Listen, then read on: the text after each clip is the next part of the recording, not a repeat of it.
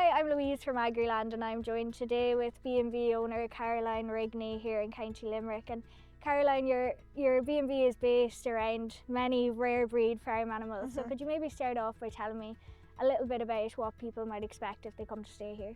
Well, they staying here on the farm with us, they're staying in the farmhouse with us. They can join in feeding the animals with us, which happens twice a day. And as I say to the guests, that's really a walk and a chat. You know, the pigs are based in several places all around the farm, and we walk around and feed the animals and chat and tell them a bit about our own history if they want to know it, but generally they end up telling me about their life story too. So yeah, there's that kind of thing. So and then the food, the breakfast is made on the farm here. It's our own free-range pork, Curragh Chase free-range pork, and it's the rasher sausages, black and white puddings, fresh pork and all of that. So the breakfast is made here on the farm.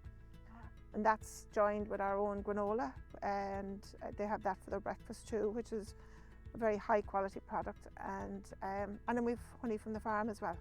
Okay. So where did you get the idea to set up the B&B? I mean, did you have experience in hospitality already, or how did the idea come about? No, it was an idea, I suppose. It stemmed from wondering what the hell was I going to do with my life as the children got older. The house was then built, built big enough maybe to consider a B&B, and sure, we said, give it a go, why not? And when was that? 2005, so 20 years ago this year since we opened the B&B, and haven't looked back. It's been great for us, it's been great for me, it's been great for my confidence.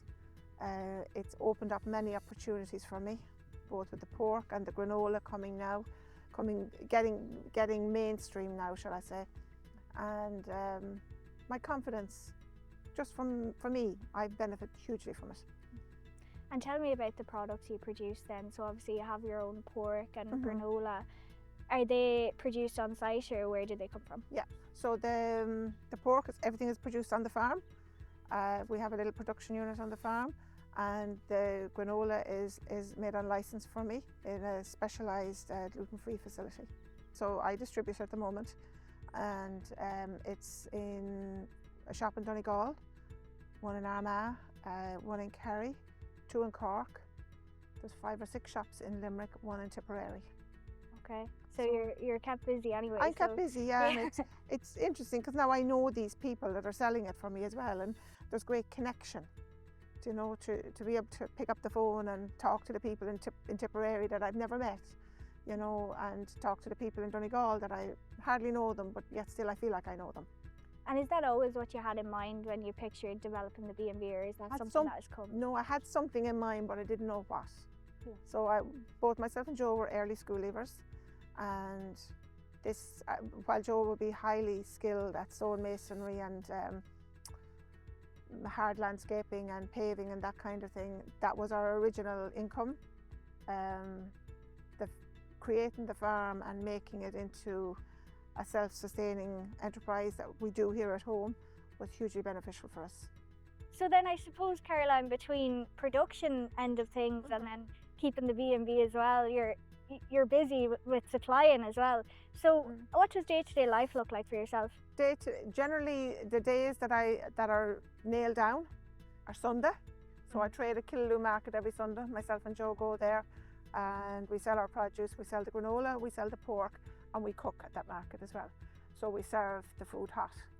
So that's a good way to get to the consumer, to serve them food hot that they can eat there and then.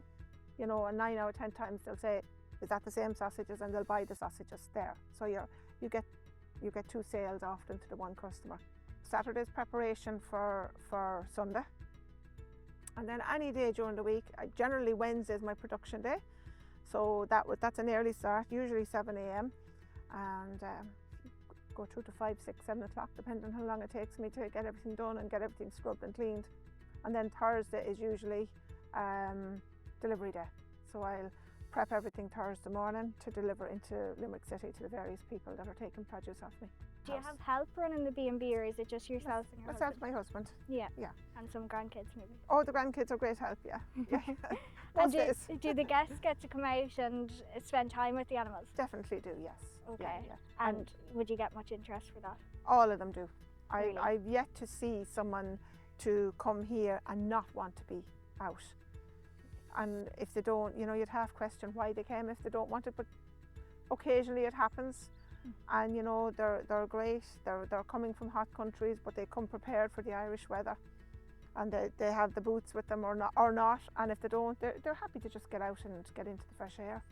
And you would be out on the farm with them? Oh yeah, we do the walk, do the tour of the farm as we're feeding the animals, and you know, it's usually a good old chat and telling me about their lifestyle, and you know.